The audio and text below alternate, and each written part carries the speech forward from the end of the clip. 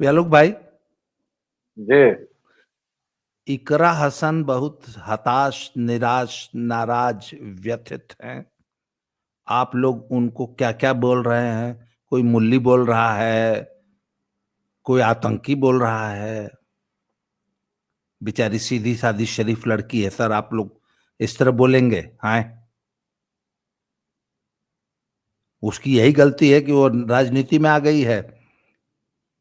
अगर वो उसकी तरह, और दाऊद इब्राहिम की बहन की तरह अगर गैंग चलाती अपने बाप का और अपने भाई का और काला मुखीम का।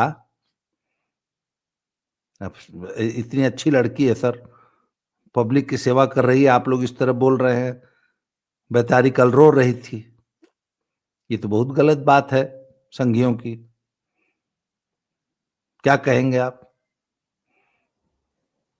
देखिए, जहां तक मुल्ली कहे जाने का सवाल है तो भाई वो तो सच ही है। माने अगर वैसे मौलाना का मुल्ला वैसे मुल्ला जी का स्त्रीलिंग होगा क्या, पहले बताइए। देखिए वही आप तो बाबूजी से क्योंकि भी पूछिएगा है, बाबूजी भी भाषा विज्ञानी है। मुल्ला जी का स्त्रीलिंग क्या होगा? इकरा हसन को वही बुलाया जाए।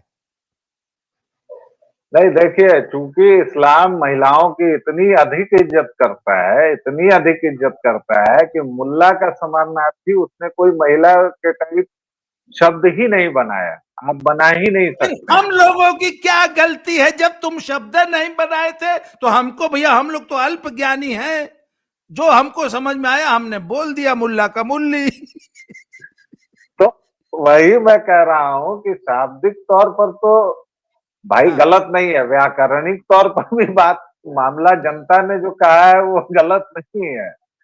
हाँ। बात ये आतंकवादी वाली जो है ये थोड़ी दुखद है, क्योंकि आतंकवाद का ऐसा कुछ मतलब अभी तक उन पर तो साबित नहीं हुआ है।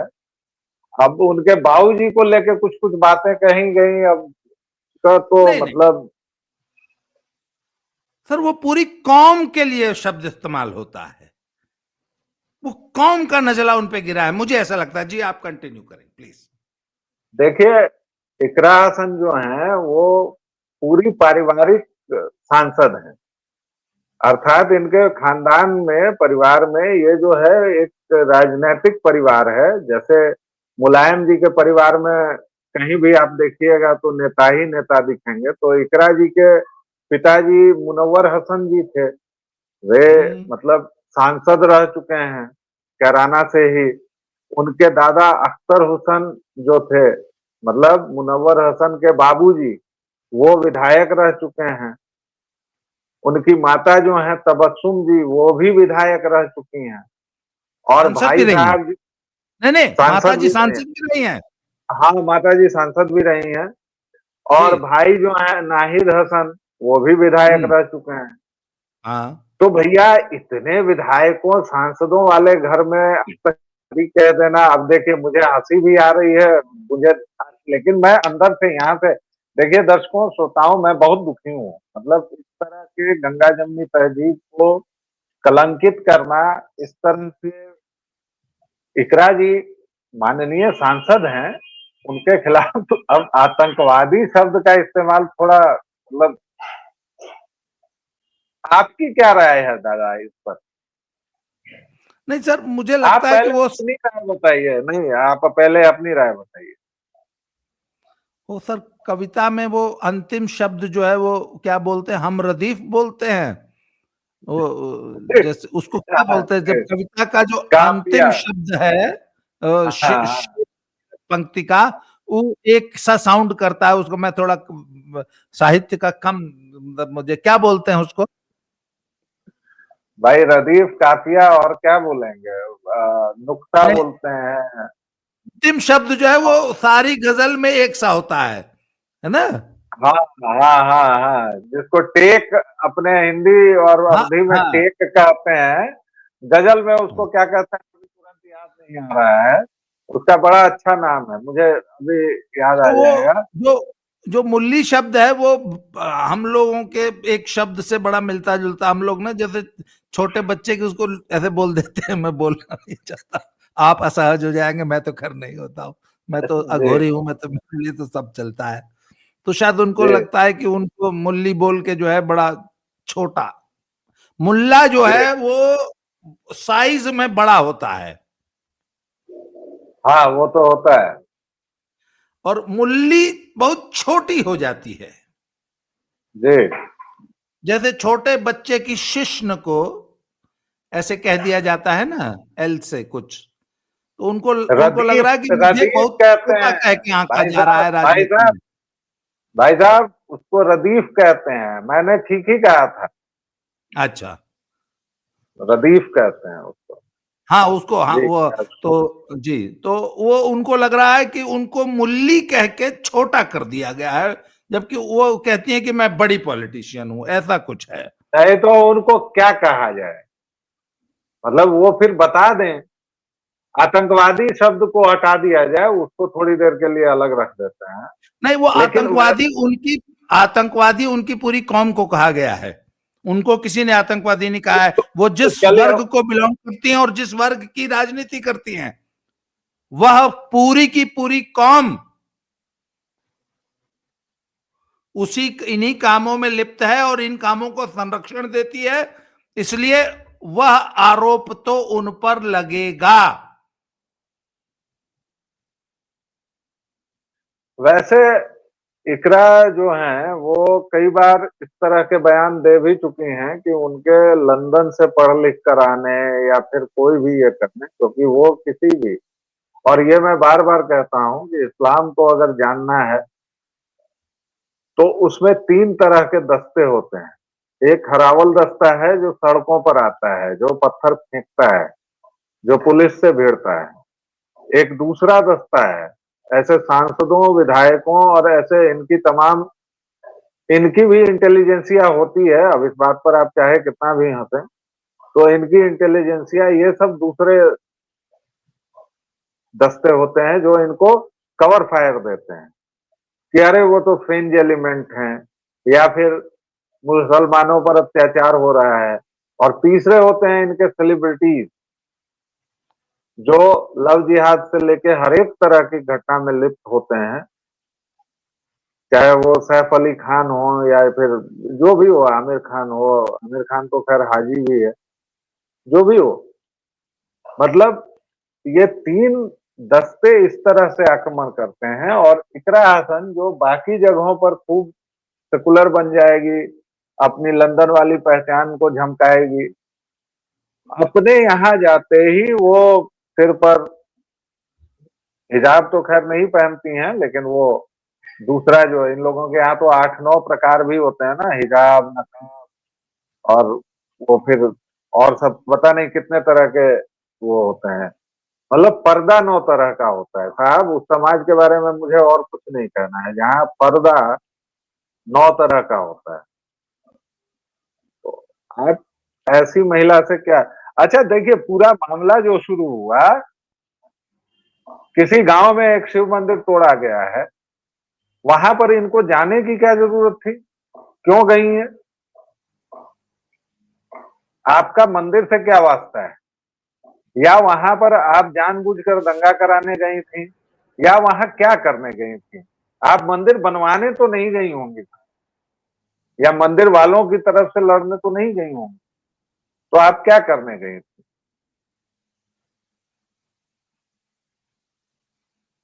मैं, सर आपने एक बड़ा वाजिब सवाल उठाया कि 9 किस्म का पर्दा होता है। सर देखिए, मैंने जो जहां तक जाना है, सर ये पूरा का पूरा जो कल्ट है ना, ये इस प्रकार डिजाइन किया गया है, जैसे आप किसी भी पुराने सिस्टम में देखें, जैसे रेलवे है, उसके अंदर बहुत सारे सेफ्टी फीचर्स हैं। और कहते हैं गाड़ी लेट जाए, पिट हो जाए, गाड़ी लेट हो जाए, पिट जाए, न जाए, कैंसिल हो जाए, वो मंजूर है, पर सुरक्षा पे कोई समझौता नहीं किया जाता। या जो भी रेलवे में कुछ भी डिजाइन होता है तो सबसे पहले सुरक्षा पहला फीचर होता है, उसके बाद बाकी चीज प्लान की जाती है। उसी तरह सर इस्लाम को जब डिजाइन किया गया ना, तो ऐसे डिजाइन किया गया कि मानने वालों को किस प्रकार कंट्रोल में रखना है। और उसमें उनका एक मानना था कि औरतों को यदि हमने कंट्रोल में रख लिया तो हमारा आधा काम हो जाएगा। आज मैं देख रहा हूं कि हिंदुओं के साथ जो सबसे बड़ी समस्या आ रही है कि हमारी औरतें, हमारी लड़कियां, हमारी बेटियां, हमारी बहनें उच्छृंखल हो गई हैं। वो स्वतंत्रता और स्वच्छंदता का अंतर भूल गई हैं। और आज जो हमारी बच्चियां यूरोप अमेरिका में पढ़ने जा रही हैं, कनाडा में, उनकी जो रिपोर्टें आ रही हैं उससे पता लग रहा है कि किस प्रकार और जिस कौम की औरतें भ्रष्ट हो जाती हैं, औरतें उच्छृंखल हो जाती हैं, स्वच्छंद हो जाती हैं, वो उसका जो है सांस्कृतिक सामाजिक पतन अवश्यम भावी हो जाता है। तो इस्लाम ने अपनी औरतों को पर्दे में रख के और 1000 किस्म के अन्य कंट्रोल्स उनके ऊपर लागू करके उनको अपने चंगुल में और उनको सिर्फ और सिर्फ बच्चा पैदा करने की मशीन बना के रखा गया, ऐसे डिजाइन किया गया। काम देखिए नहीं करोगी, पढ़ोगी नहीं, कुछ नहीं करोगी, पर्दे के बगैर निकलोगे नहीं, मर्द के बगैर बाहर नहीं जाओगी और सिर्फ बच्चा पैदा करोगी। और परिवार नियोजन नाम का कोई कॉन्सेप्ट ही नहीं है, तुमको सिर्फ बच्चे पैदा करना है और 7 साल में एक्टिव हो जाना है, घर में ही एक्टिव हो जाना है, कहीं बाहर जाने की जरूरत नहीं, घर में ही बच्चा पैदा करो, वर्क फ्रॉम होम, बच्चा पैदा करने की नर्सरी 9 साल में शुरू हो जाओ। जी सर, आप उंगली दिखा रहे थे। मैं उन नकाबों और पोशाकों का नाम एक बार दोहराना चाह रहा था, मैंने कहीं लिख रखा था, वो मुझे मिल गया तो मैं दोहराना चाहता हूँ कि आप सोचिए उस समाज की हालत जो औरतों को बंदिश में रखने के लिए इतने तरह के आविष्कार कर रहा है। हिजाब है जो सिर और गर्दन को ढकता है, सिर खुला रहता है, ये सबसे सामान्य प्रकार आपको मिलेगा, दिखेगा। नकाब है जो पूरा चेहरा ढक लेता है, केवल आंखें खुली रहती है। कमाल। ये हिजाब या अबाया के साथ एक्स्ट्रा आता है। अब आप पूछेंगे अबाया क्या होता है? तो अबाया वो होता है जो ढीली ढाली जो लंबी काली पोशाक होती है जो पूरे शरीर को, टेंट हाउस जो होता है उसके ऊपर पॉलिस्टर ये वाला। लोग हिजाब लगाते हैं जी। जी। उसके ऊपर हिजाब लगाते हैं और फिर नकाब पहनते हैं। अमूमन सब अबाया पहन के घूमते हैं। फिर चादर है जो ईरान में प्रचलित है, ये सिर से पैर तक ढक देता है आपको, बस चेहरा खुला रहता है। फिर अल अमीरा है, 2 भाग वाला हिजाब है, एक कैप होता है और एक ट्यूब जैसी स्कार्फ होती है। पहनना आसान होता है। सोचिए, मतलब सुविधा का ख्याल रखा गया है। दादा आप इस्लाम विरोधी हैं, आप उसको कहते हैं कि महिला विरोधी है, ऐसा नहीं है। सुविधा का पूरा ख्याल रखा गया है। फिर खिमार है जो कंधों तक लिपटता है और छाती को भी ढकता है। फिर शायला है जो लंबा स्कार्फ होता है, खाड़ी देशों में आपने अक्सर देखा होगा, खाड़ी देशों की महिलाएं बांधती हैं। तो इतने तरह के बंधन है। नहीं नहीं, अब उस अभी एक समाज एक आप से भूल गए। एक आप भूल गए सर, कंक्रीट का भी होता है, एकदम फुल्ली कंक्रीट होता है। घर घर में बंद रखो, बाहर ही बंद करे, उससे बढ़िया हिजाब कौन सा होगा? वो भी तो एक किस्म का हिजाब ही है। जी बिल्कुल है। जी हाँ है। कंक्रीट का हिजाब। और इस घर से निकली हुई इकरा, जिनको वहां के हिंदुओं ने ही सांसद बनाया, क्योंकि उनके कॉन्स्टिट्यूएंसी में बिना हिंदुओं के वोट के वो नहीं बन सकती हैं। केवल मियाँ भाई इतने अधिक नहीं है। गद्दा, अगर मैं गलत होऊंगा तो सुधारिएगा मुझे। वो जिस तरह के बयान देती हैं, वो जिस तरह की बातें करती हैं, वो जिस तरह से अपनी कौम और मजहब को, ये भी जो मामला है दद्दा को पहले मामला बता देना चाहिए दर्शकों को कि एक गांव है, वहां शिव मंदिर खंडित हुआ, उसमें आरोपित पकड़ा गया, उसके लिए फोन कराया गया, जैसा कि आरोप है कि सांसद जी ने फोन किया और उसको छुड़वाया या क्या किया। ये अब अभी लेटेस्ट मामला क्या है वो पता करना पड़ेगा, लेकिन आरोप ये था। और उसके बाद एक गांव में भीड़ हुई जमा, उन्होंने उनके खिलाफ नारेबाजी की वगैरह वगैरह। उसके बाद ये सांसद महोदया फिर पहुंची हैं गांव, और वहां भावुक होकर इन्होंने कहा है। तो ये राजनीति चमकाने गई वहां बाद में। लेकिन इनका जो आम तौर पर रवैया है, या पूरे मुस्लिम समाज के जो प्रतिनिधि हैं उनका जो रवैया है, आप आम तौर पर अगर देखेंगे तो वह बड़ा डराने वाला है। क्योंकि उनका रवैया ठीक वैसा ही जा रहा है, चाहे वो कोई भी हो, किसी भी पार्टी से हो। और तमाम ऐसी पार्टियां जो इनको पाल पोस रही हैं, चाहे वो समाजवादी पार्टी हो, कांग्रेस हो, ये सब लोग ये बात भूल जा रहे हैं कि इनकी भाषा, इनका व्यवहार, सब कुछ ठीक वैसा ही हो रहा है जैसे 1940 के दौरान मुस्लिम लीग और उसके नेताओं का होता है। और ठीक वही समा बन रहा है। और उस समय ये 24% थे। आज की डेट में कितना परसेंट है देख लीजिए, जोड़ लीजिए। और कोई जो मुख्य आबादी थी उसका तो ट्रांसफर हुआ ही नहीं था सर। यूपी और बिहार जहां सबसे अधिक नरक मचा हुआ है इन लोगों की वजह से, उत्तर प्रदेश और बिहार, भाई पूरा देवबंदी फिरका जो है कहाँ है? उत्तर प्रदेश में ही है ना। बरेलवी कहाँ है? बरेली में ही है ना। फिर सहारनपुर, मतलब एकदम ये नहीं, पाकिस्तान एक में क्यों नहीं है? मैं एक बात ये आपको बता दूं, पाकिस्तान में। अंबाला अंबाला तक हुआ है। सुनिए, अंबाला हुआ, करनाल हुआ, कुरुक्षेत्र हुआ, हिसार हुआ, सहारनपुर नहीं हुआ। आबादी का ट्रांसफर सहारनपुर में नहीं हुआ, अंबाला में हुआ। मात्र 100 किलोमीटर की जी दूरी है। जी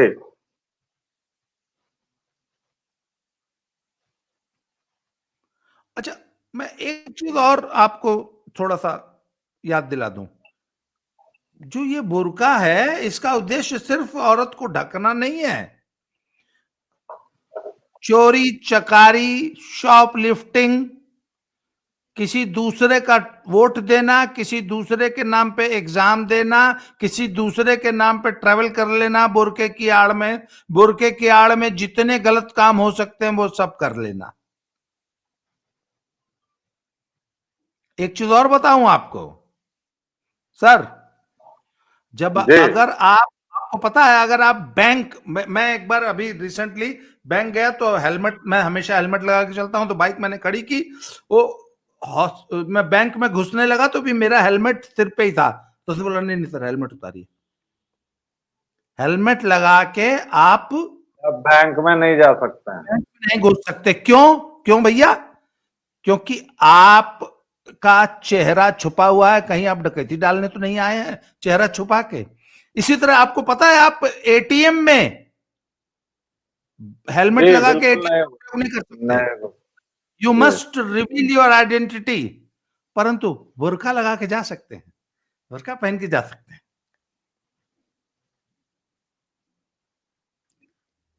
ये बुर्का तो पहन के। अद्भुत इस देश का निजाम है कि भाई तुम, बिहार में अभी चुनाव हो रहा है और चुनाव आयोग ने एक खास निर्देश दिया। जी मतलब वो खास निर्देश ये था कि आप अ, जो बुरके नशीनों, क्योंकि भाजपा ने यह प्रस्ताव दिया था कि बंद किया जाए बुरके नशीनों का, तो चुनाव आयोग का मजाक देखिए। इस प्रस्ताव को हाँ करने की जगह उन्होंने ये कर दिया कि बुरका नशीनों की सहायता के लिए हमारी आंगनबाड़ी कार्यकर्ताएं वहां रहेंगी, जो सबको किसी पर भी अगर संदेह है तो वो चेहरे का मिलान और ये वो, मतलब आप यहाँ पर अगर तुष्टिकरण नहीं कर रहे हैं तो उसकी पहली सीढ़ी चढ़ ले रहे हैं। क्यों? क्योंकि ये जिस दिन आप स्पेशल ट्रीटमेंट देते हैं उसके बाद ही वो डिफ्रेंसिएशन शुरू होता है और उसके बाद अलगाव हो जाता है। क्यों आपको विशेष सुविधा दी जाएगी? अगर हिंदू महिलाओं का चेहरा दिख रहा है, पर्शियन का दिख रहा है, रशियन का दिख रहा है, सबका दिख रहा है, क्रिश्चियन से लेकर बौद्ध जैन, तो आप ये ऐसे कौन से सुरखाव के पर हैं भाई? चेहरा नहीं, दिखाना पड़ेगा। मैं सर उसमें मैं एक मांग कर रहा हूं चुनाव आयोग से, भारत सरकार से। बायोमेट्रिक, आंख की पुतली और फेस रिकॉग्निशन की 1000 टेक्नोलॉजी आज उपलब्ध हैं। अगर आपको अपना चेहरा हमको किसी मनुष्य को नहीं दिखाना है, मशीन को दिखाइए, मशीन से अप्रूव कराइए। हर बूथ पर बायोमेट्रिक और फेस रिकॉग्निशन मशीन लगेगी। आपका चेहरा जो चुनाव आयोग के पास दर्ज है, क्यों मंजूर है? ये टेक्नोलॉजी का उपाय मिल गया कि नहीं मिल गया? आज टेक्नोलॉजी ऐसी उपलब्ध है कि आपके चेहरे का 1 सेकंड में एनालिसिस करके बता देगी कि वही चेहरा है कि नहीं है। वही व्यक्ति जिसका नाम चुनाव आयोग के वोटर लिस्ट में दर्ज है, वही व्यक्ति वोट देने आया कि नहीं आया। ऐसी टेक्नोलॉजी है, लागू करिए।